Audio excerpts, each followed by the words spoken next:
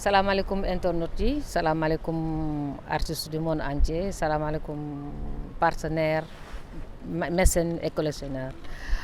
Pour ce numéro spécial aussi, nous restons toujours dans les itinéraires artistiques. Mais après les artistes confirmés, on va voir les artistes en herbe qui sont en train présentement de travailler sous l'encadrement de 2 artistes confirmés. Top leen ma ñu dem xool li xale yi di liggéey nii.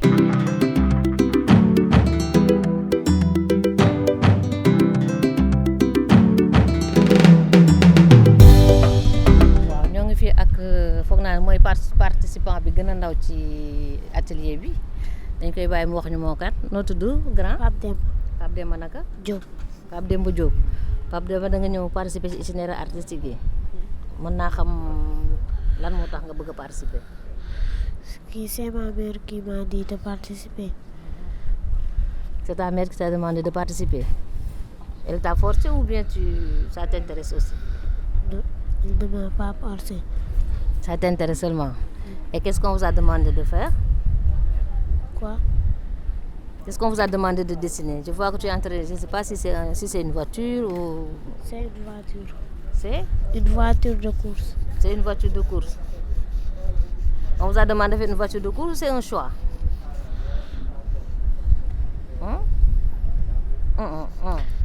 Waxal. Oui. C'est un choix. Oui. Tu aimes les voitures de course et c'est ce que tu vas faire comme ça. Et qu'est-ce que ça te fait de participer à cet atelier? Lan la lay def ci le fait que nga bokk ci atelier yi ñëw nii lan la lay def ci yow? Un artiste. Un artiste. Un artiste. Merci beaucoup Pape Demba. On va voir un autre. Non, toi là on passera te voir plus tard. Salam alaikum. Vous allez bien? Votre nom s'il vous plaît? Pascal. Pascal comment? Camara. Pascal Camara. Oui. Pascal, vous participez à l'atelier Oui. de dessin, de technique manuelle. Oui. Et qu'est-ce que ça vous fait de participer à cette activité? C'est bien. C'est tout? Oui. C'est bien. Comment est-ce que vous avez su qu'il y avait cette activité? Comment est-ce que vous avez été informé? C'est mon papa qui me l'a dit. C'est votre papa qui vous a informé et qui vous a inscrit? Oui. Et ça vous intéresse? Oui. Vous êtes content d'être là? Oui, oui. Ok, bonne chance. Je vais attendre que vous ayez fini votre dessin pour revenir. Je suis avec vous. Soxna si na nga def? Na nga def? Ça va. Yaa ngi ci jàmm? Ça va bien? Ça va. Vous êtes élève du lycée Ahmed Fall? Oui. C'est comment votre nom? Penda Mané, Penda Mané, vous êtes en quelle classe? première L2. C'est votre première participation? Non, c'est la deuxième. Deuxième. Et qu'est-ce que ça vous fait? Pourquoi vous êtes revenu? Parce que c'était bien la dernière fois, c'est pour ça que je voulais retenter l'expérience. Et depuis lors, vous avez peint, vous avez dessiné, vous avez fait... Oui, je continue à dessiner, mais la peinture, j'ai arrêté depuis la dernière fois. Et pour revivre ça avec la peinture, c'est pour ça que je suis revenue. Merci Penda, je vais attendre que vous ayez fini votre dessin pour revenir discuter un peu avec vous. Merci. Awa? On discute ou on attend? On attend. Merci chérie. Salam alaikum. Salaam. Grand na nga def? Alhamdulillah. Tur bi naka la? Man Idrissa la. Idrissa comment? Cissé. Idrissa Cissé, da nga ñëw ci atelier bi pour lan? Bon, juste pour découvrir li fi nekk rek art bi, dessin bi, affaire et tout. C'est votre première participation wala mosoon nga bokk? Non, mosuma ci bokk, bii mooy sama première participation. D'accord, léegi daan nga dessiner wala daan nga peindre wala? Non, da nga ñëw fooyoo ma ko sax. Juste fooyoo dama ko bëgg sax. découvrir lan mooy peintre affaire yooyu. Moo taxoon ma ñëw fii xool. D'accord, léegi qu'est-ce que vous ressentez pour votre première participation? Lan nga yëg daal? Bon, un peu difficile mais bon, on gère quoi. Neex na daal. Xam naa ne daal amour bi moom mi ngi fi su ma ko mënoon moom toj fi. Mais yàlla baax na. Waaw yàlla baax na. Merci beaucoup. On se revoit ci kanam. Leen après la leen di jël la. Salaamaaleykum. Soxna si na nga def? Les Maguettes. Les Maguettes comment? Ndiaye. Les Maguettes Ndiaye. Vous êtes élève au lycée Ahmed Fall aussi? Ah d'accord, c'est votre participation à ces ateliers? Oui. C'est la première fois que je viens ici. Vous avez été informé par qui ou vous en avez... Monsieur Kona. Monsieur Kona. Ah, c'est votre prof d'art plastique? Oui, au collège. Ok. Et qu'est-ce que ça vous fait de participer à cette activité? Pour une première participation? Je suis contente d'être là. Parce que je ne sais pas bien dessiner, mais bon, j'essaye. Je ne sais pas bien dessiner, mais bon, j'essaye. Ah, pourtant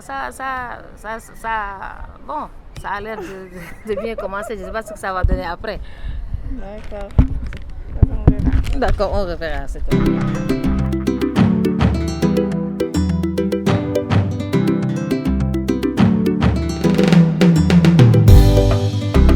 ñoo ngi fii ak Moussa Koné prof d'éducation artistique la au lycée Ahmed Fall moom mooy encadré xale yi fii ci technique mixte bi ñuy def nii Moussa est-ce que mën nañu xam technique bi lan la exactement lan ngeen di liggéeyloo xale yi. En fait technique bi lu kii la ci affaire intégration des matières la ko maanaam ci problème mu affaire recyclage ñu xool wan xale yi mbuus nan lañ ko war a mën a utiliser quoi alors am na ñi nga xam ne dañ koy jël di ko lakk.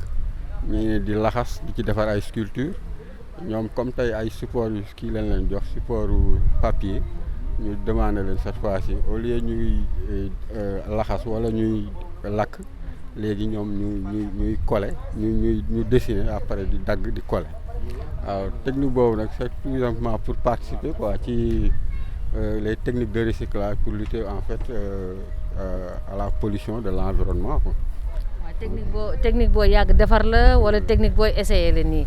Bon man technique boobu en fait expérimenté nañ ko man ak Sarr seen atelier si benn atelier bu ñu nekk fële ne quoi Ngayna en fait on a animé une carte d'Afrique mais en technique mosaïque c'est-à-dire que papier yu vert jaune sachet plastique yu jaune vert rouge noir yooyu la ñu mixé quoi nga defar carte Afrique bi quoi en grand format alors c'est la même technique ici la ñuy transféré fii ci xale yi mais cette fois-ci non pas en mosaïque mais léegi ñoom dañ koy utiliser en utilisant en fait la matière dans non pas en mosaïque mais jël couleur matière plastique yi ñu yore quelle que soit la couleur ñu mun ko exploiter boole ak intégration kii couleur yi quoi.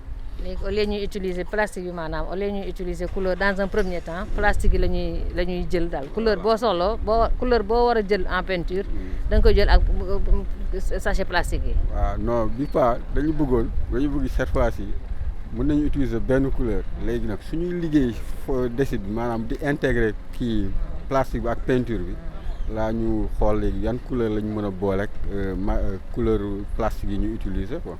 ah mais ci collage bii ñu jëkk def nii ku ne benn couleur plastique rek nga jël. ça dépend si ñoom xam nga seen atelier libre la donc mën nañ gis ñu par exemple à côté du vert mën nañu jël jaune tegaat ci wetam ou bien jël noir contrasté ak moom ça dépend si ku ci nekk ci ni ngay maîtriser matière bi ni nga ko dominer rek ci noonu nga koy utiliser quoi mën na nekk benn couleur mën na nekk plusieurs couleurs.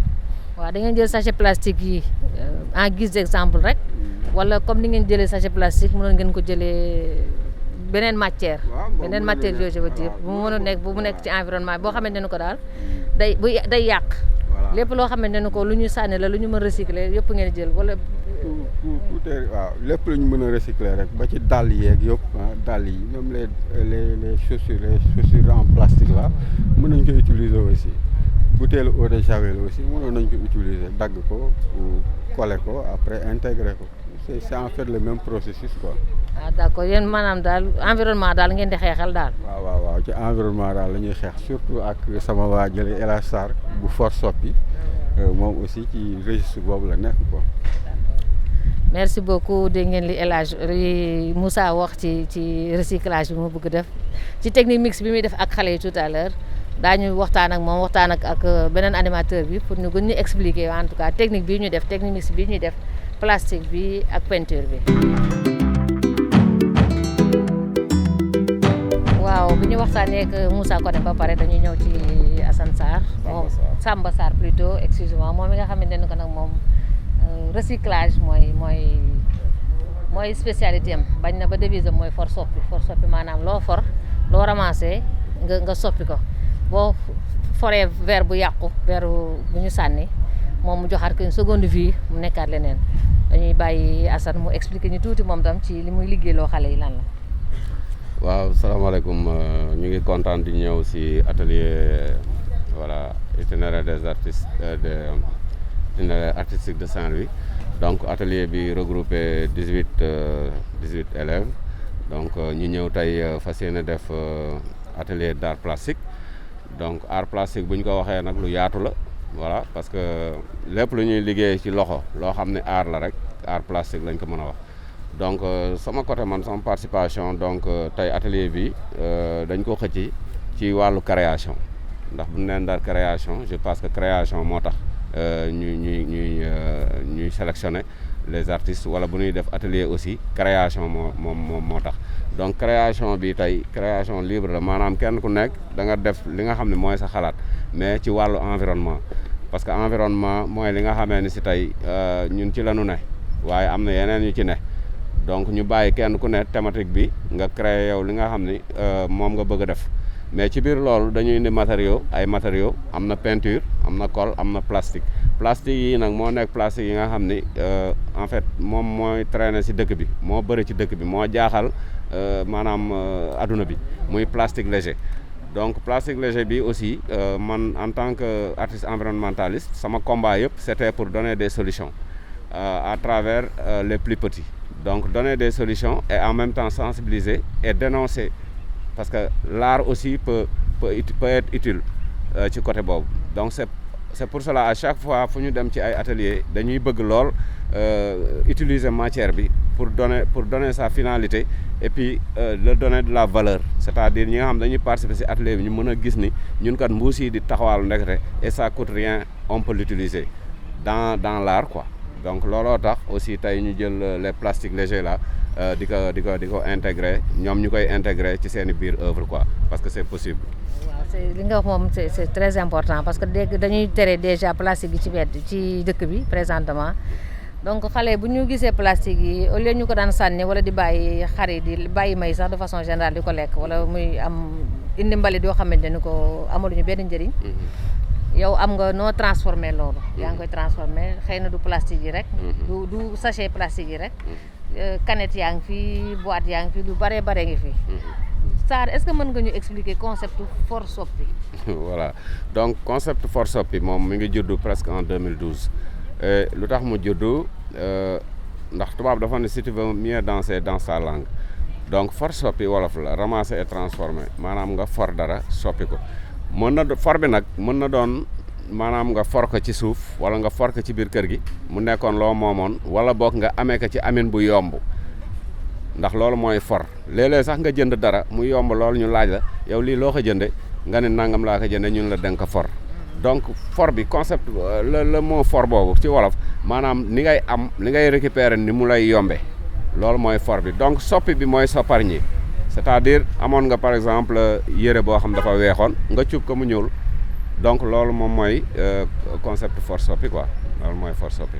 ah d'accord léegi for soppi bi ci yëpp la lépp lu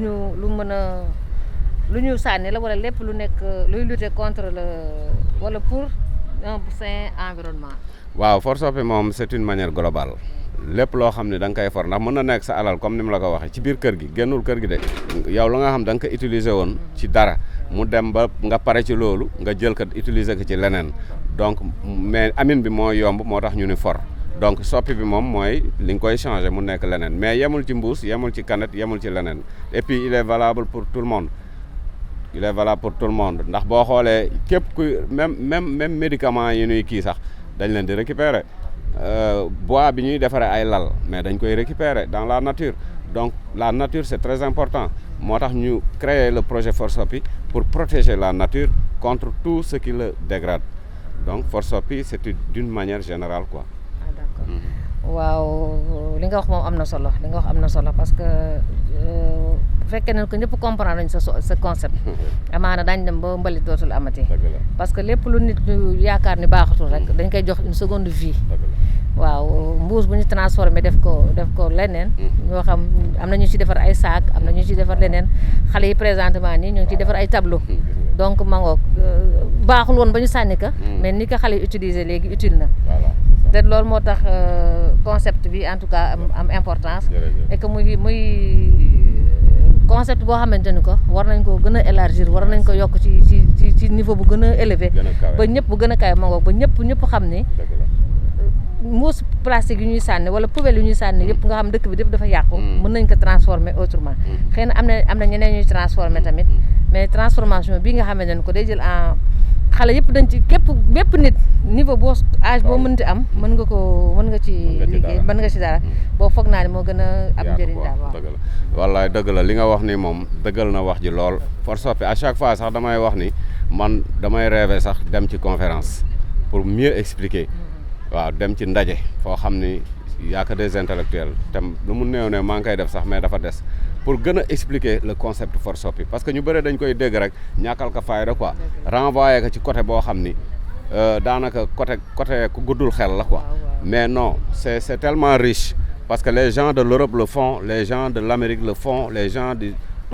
tout dans ce monde ils récupèrent ils transforment donc même le ciment qu'on construit des maisons et les carreaux ça vient de la nature on le récupère et on le transforme donc pourquoi en fait benn sénégalais wala benn nit bu créer benn concept nga suufeel ko non c'est pas ça man je vois loin je vois plus large et je vois tout le monde qui le fait for soppi ñëpp a koy def voilà donc vraiment tey si tey nii moo tax fii incha allah xam naa ne atelier bi bis bu demee ba sori bis bu demee ba pare di nga gis matière bi que ni dootoo wax ni mbuus buy taxawaalu la woon donc loolu moo si am solo et puis toujours dañu cibler les plus jeunes pour leur conscientiser voilà liggéeyaloo leen ci mbuus mi jox leen ay technique ba ñoom seen bopp après dañuy xam ni ndekete kat man su ma demee sama kër mën naa dajale samay mbuusu ñetti dërëm su ma demetee bitig ba wala marché ñu jox ma ko dootuma ko sànni dans la nature kon ndeke lii mën na am njëriñ mën na ma kiiwal quoi en fait.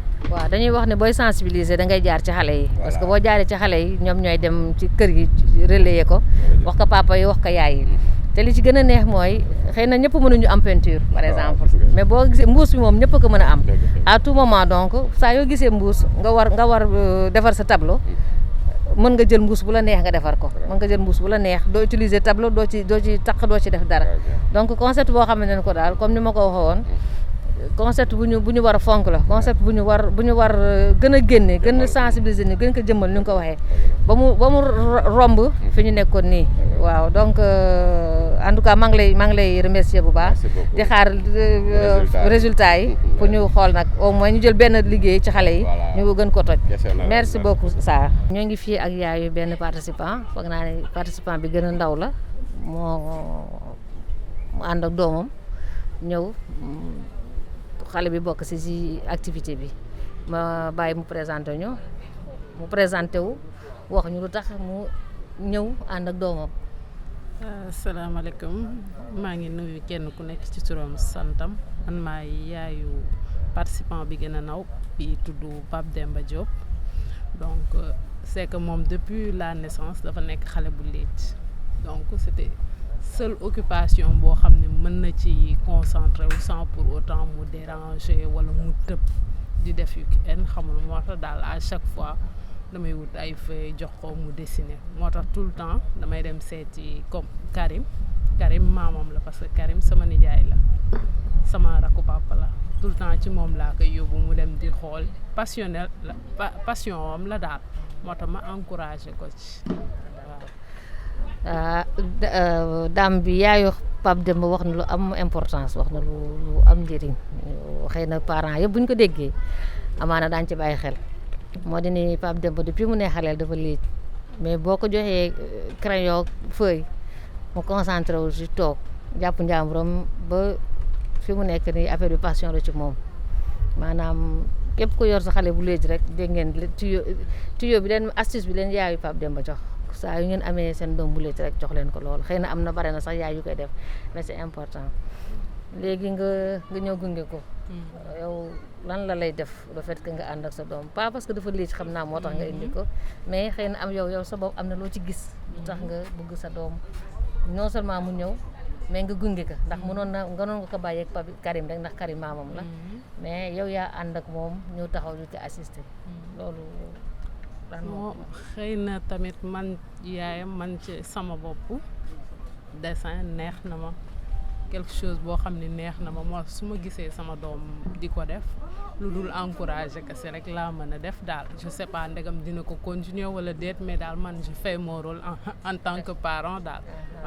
yow mosuloo essayer ci. non mosuma ko essayer franchement parler mosuma ko des fois dinaa toog caricaturer nii foo ci nii rek mais après ça passe.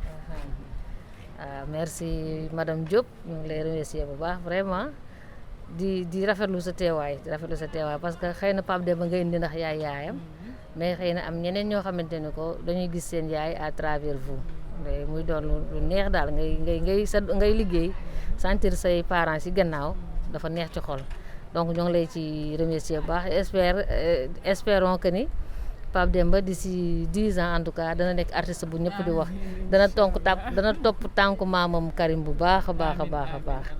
merci beaucoup madame Diop. ñoo ngi fi ak Abdou Karim Fall mooy initiateur les itinéraires artistiques de Saint-Louis mu initié waatoon beneen activité annexe aux itinéraires pour permettre xale yi ñu mën ci participer ak des artistes en herbe léegi dañ koy bàyyi mu wax ñu objectifu atelier bi ak ñan ñooy ay ses partenaires Abdou Karim. waaw kay avant tout maa ngi leen di nuyu di la nuyu yow madame Gassama di kontaan encore di ñëwaat di organiser 7e édition itinéraire artistique de Saint-Louis donc tey la atelier yu tàmbali donc atelier yi nga xamante ne si dañ koy def ak xale yi donc parce que xale yi itam ñoom it si nañu bokk parce que booy xool am na ay xale yu bare yoo xam ne am nañu talent mais problème bi ñu am mooy amuñu ku ñu mën a côtoyer pour nu mën leen dimbali pour jàngal leen yenn techniques yi donc looloo tax depuis dernière édition bi nu commencé di def ay atelier de formation sélectionner ay xale am na ay étudiants am na ay élèves am na aussi ay élèves yu nekk lycée Ahmed Fall ak yenn xale yi nga xamante ni si ay jeunes talent nañu aussi ñoom it itam nu boole leen parce que tey rek déjà am na 20 jeunes yoo xamante ni si nu ngi leen di former si atelier yi quoi. waaw ñu gis ni atelier yi da nga ci dugal environnement bu baax a baax environnement daf ci dugg bu baax a baax lan moo la poussé wala lan mooy sa mbébét bi ngay def loolu da ngay sensibiliser wala da nga bëgg lan la daal ba lu tax nga bëgg nga boole environnement nga boole recyclage bi ak peinture bi ci atelier ak xale yi. waaw parce que xam nga booy xool environnement dafa nekk lu am solo parce que man artiste la mais sama thème favori c'est sur l'environnement parce que booy xool Ndar dafa nekk dëkk boo xam ne dafa riche ci côté environnement donc sensibilisation la donc parce que booy xool déchets plastiques yi parce que Ndar dafa am géej am dex te booy xool déchets plastiques yi bari na loo xamante ni si ay yàqu-yàqu yu bari daf koy def si dëkk bi te ñu bari xamuñu ko léegi comme ñun ay artistes dañuy sensibiliser même daaw si loolu lañ doon liggéey pour sensibiliser si environnement bi pour nit ñi bàyyi ci xel waaw parce que environnement bi bu baaxee ñun la baaxal bu yàqoo itam ñun la yàqal looloo tax xale yi ku si nekk di liggéey si wàllu environnement di sensibiliser di liggéey si déchets plastiques yi itam xalaat itam si ñoom naka nan koy jéem a intégrer ñoom seen liggéey soit si dex gi na leen liggéey wala ci àll bi wala si yooyu yëpp tableau bu si nekk thème la boo xamante ni si day sensibiliser waaw itam nu koy def aussi ak El Hadj Sarr itam bu for soppi moom itam képp ko xam ni itam moom it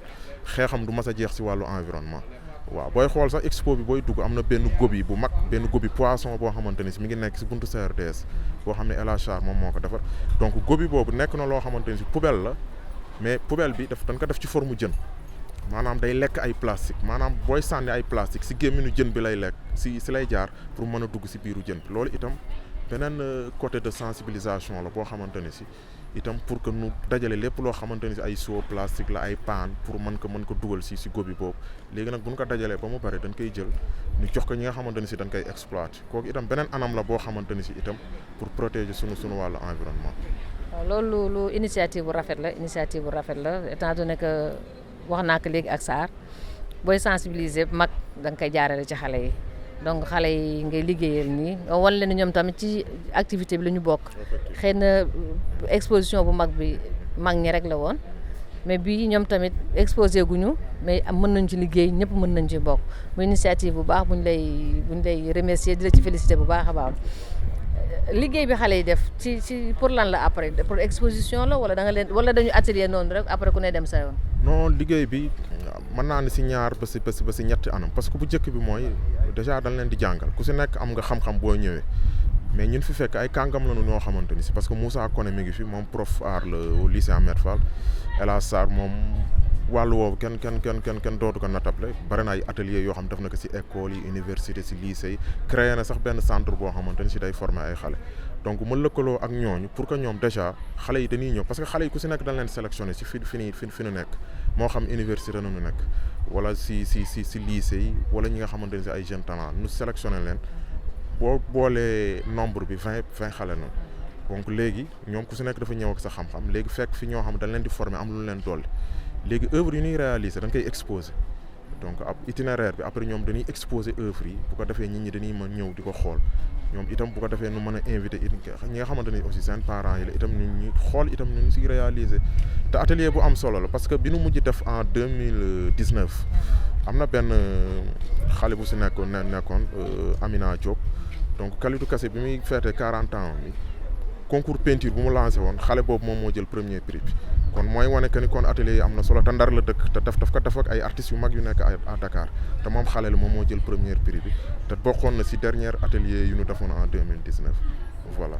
waaw loolu lu am solo la li am solo te mu intéressant trop moo di ni ko da nga ubbi da nga jël élève jël étudiant jël koo xamante ni ko du élève du étudiant mi ngi liggéey ak ku liggéeyul ñooñu ñëpp nga boole ñoo xamante ne ko ñoo ngi yëngu ci art bi ak ñoo xamante ne ko vraiment yënguwut ci muy lu am importance lu am solo loo xamante ne ko dana gën a permettre sensibilisation bi nga bëgg ci sa activité d'abord sensibilisation bi nga bëgg ci environnement bi. Karim gis nañu ni pour activité bi dépensé nga ci lu bare muy matériel bi muy t-shirt yi muy lépp moo bëggoon xam ñan ñooy sa partenaire ñan nga àndal ci. waaw parce que xam nga lépp loo yëngatu rek am na ñu nekk sa gannaaw ñoo xam ñoom noo lay dooleel pour nga mën a def parce que début bi metti woon na trop mais de fur et à mesure nuy dem nuy am ay benn partenaire donc ren am nañu partenaire bu mel ne que ministère de la culture donc ñoom itam ñu leen di remercier ministre bi itam moom gis nañu keroog moom moo ñëw présider vernissage bi donc ak la fondation Kiomo bu Monaco moom mooy partenaire principal u 7e édition des itinéraires artistiques de Saint-Louis donc institut français aussi ñoom it partenaire nañu ak la mairie de Saint-Louis Typique Art Gallery bu Omar Diak aussi partenaire la ak FH ak le CRDS donc ak Ndar Info ak la SODAF itam donc ñoom noonu dooleen ba tey nu mën a egsi fii quoi itam di leen remercier itam di leen jaajëfal.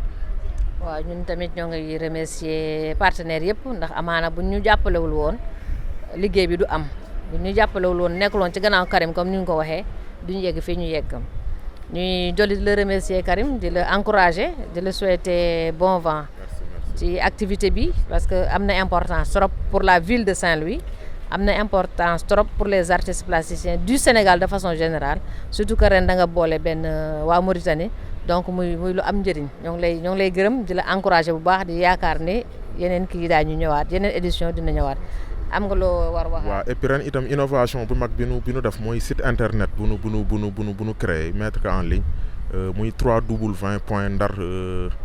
www.ndarcreation.com donc site boobu lépp lu ngeen bëgg information bu nu bëgg am si itinéraire artistique mi ngi si biir waaw moo xam si édition précédent yi la ak expo bi itam képp ku mënul ñëw pour xool si expo di nga ko mën a xool si site bi parce que dañuy def vente en ligne parce que ren dañ def expo physique def expo virtuelle donc ne mën naa ni barewul lu muy am mais ñun fexe nañu ba def ko quoi def ñaar yëpp parce que benn bi rek nga daan gis ñun dañu ñëw def ñaar yëpp itam am na aussi ay articles de presse ay information et puis artistes yi nga xamante ni si ñoom noo participé si itinéraire bi muy 28 art ma leen di remercier itam di leen remercier bu baax a baax itam parce que vraiment tey ñoom noo tax lii am waaw di leen remercier ku si nekk itam tëju nga ay weer di liggéey pour créer loo xamante ni si liggéey bu am solo pour mën ko présenter si itinéraire artiste kon nag dama leen di gërëm di leen sant tey événement bi bu egsee fii yàlla ak ñoom noo tax site bi artiste bu si nekk am na si présentation artiste boo bëgg xam boo dugg yi participer boo duggee si site bi itam di nga leen mën a xam seen jaar xam ñoom nooy kan. jaajëf itam yow aussi madame Gassama itam di la jaajëfal itam ak sa équipe vraiment gis nañu yéen a ngi def benn liggéey bu am solo vraiment itam yéen a ngi ñuy wane daal itam di def suñu promotion te et puis artiste bi itam loolu la soxla quoi visibilité te visibilité yaa ngi koy wane donc gis nañu yaa ngi dem si atelier artistes yi di leen rencontrer ñoom itam nuy wax seen xalaat di wax seen liggéey te loolu aussi dafa am solo trop itam di la ñaanal itam mu kawe ba dem ba nga créer sa télé boobu si kàttanu yàlla jaajëf. merci Karim mi ngi remercier waa Samprod ñi ma àndal di remercier ni mu ko waxee 28 artistes yi jógee Saint-Louis Louga pas Louga Saint-Louis Dakar Thiès Louga waaw Louga ngi ci Saint-Louis Dakar Gorée Thiès Casamance ak benn daam bu jógee Mauritanie ñu ngi koy ñoom tamit xam naa ne gisuñu la wax ñu ma ñoo ngi lay remercier bu baax tey wax ne ville yooyu ñëpp ñu jógee képp kuy artiste képp kuy mécène képp kuy collectionneur mën nga dem ci site bi www.ndarcreation.com boo fa demee bépp information boo soxla ci artiste bi daa ko am bépp information boo soxla ci Ndar Création parce que c'est une association c'est un label sax laa wax léegi noonu képp ku fa dem mën nga fa gis lépp li nga soxla ci exposition bu 2021 bi exposition 6 éditions yëpp daa fa gis toutes les informations yi nga am ku ci jënd œuvre tamit boo demee ci site bi daa gis œuvre yi daa gis prix yi daa gis contact gu artistes yi ñu lay remercier yow tamit Karim bu baax a baax di la encourager di ñaan yàlla tamit itinéraire artistique yegg fa raw sa njor. Avec une jeune demoiselle qui avait participé l'année dernière aux ateliers. Elle est revenue cette année. Je vais la laisser se présenter et nous dire pourquoi elle est revenue cette année-ci aussi. Bonjour, je m'appelle Mam Awa Diagne. Je fais la classe de 6e au lycée d'excellence privée MCZ. Je suis revenue aujourd'hui parce que j'ai trouvé que la dernière fois c'était très intéressant et aujourd'hui en plus parce qu'on a pu faire de l'art tout en protégeant la planète. Ah, merci Awa. Tout semble avoir bien compris l'objectif de cet atelier. Tu étais là l'année dernière, tu es revenu cette année-ci. L'année dernière, qu'est-ce que tu avais fait comme toile, comme tableau, comme dessin? J'avais représenté un peu le Sénégal en faisant un des emblèmes, le baobab. Très bien. Et cette année, qu'est-ce que tu as fait? Qu'est-ce qu'on t'avait demandé de faire? Cette année, j'ai fait un baobab avec les branches, avec du sachet plastique et des cases en dessous, ce qui représente un village. Ah, très bien. Ah, vous faites éducation artistique à l'école? Non. Ah, d'accord. Donc, c'est par passion, par amour que tu es devenu participer à cette activité? Oui. Ah, d'accord. J'espère en tout cas que le message sera transmis auprès de ton école et auprès de tes parents pour la protection de l'environnement. Oui. Merci Awa. Merci. J'espère que, en tout cas, tu seras là pour les prochaines éditions. Oui. Merci beaucoup Awa.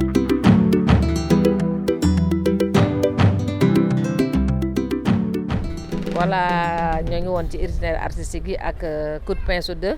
Je doon recevoir Abdou Karim Fall, moom la ñu wax ne mooy initiateur les itinéraires artistiques nga xam ne que mi ngi ci à sa 7e édition mu organiser tey jii nii une activité annexe pour les jeunes nag du artistes yi rek ñëpp a ngi ci comme ni ma ko waxee élève a ngi ci étudiant a ngi ci artiste en herbe a ngi ci keneen ak keneen koo xam ne ko aar la soxal rek mi ngi ci tous les âges bu ngeen gisee kii bi daañu gis ni tous les âges yi ngi ci ñu mag a ngi ci xale yi tuutee ngi ci muy lu am solo muy lu am importance soo xam ne ko c'est sa façon à lui de participer à la préservation de l'environnement. ñuy gërëm aussi ñi mu àndal ñi animé atelier bi muy El Hadj Sarr ak Moussa Koné ñu leen di gërëm bu baax man tamit maa ngi gërëm Samprod bu baax ci àndal bi ma àndal. fàtte naa sax Ndar Création la ñu war jëkk remercier association boobu nga xam ne ko moo nekk à l'origine de ces ateliers moo nekk à l'origine du bouillonnement artistique bi am présentement à Saint-Louis may gërëm équipe bi ma àndal Alioune Samb ak Oumar Ndiaye Samprod. bu leen fàtte abonné ci Samprod yéen a ngi doon suivre seen émission coup de pinceau 2 Mamouchka ne woon tey ji ak xale yi ngeen gis ci sama ginnaaw ñu liggéey fii depuis si ngoon defee lu mucc ayib merci beaucoup. Merci.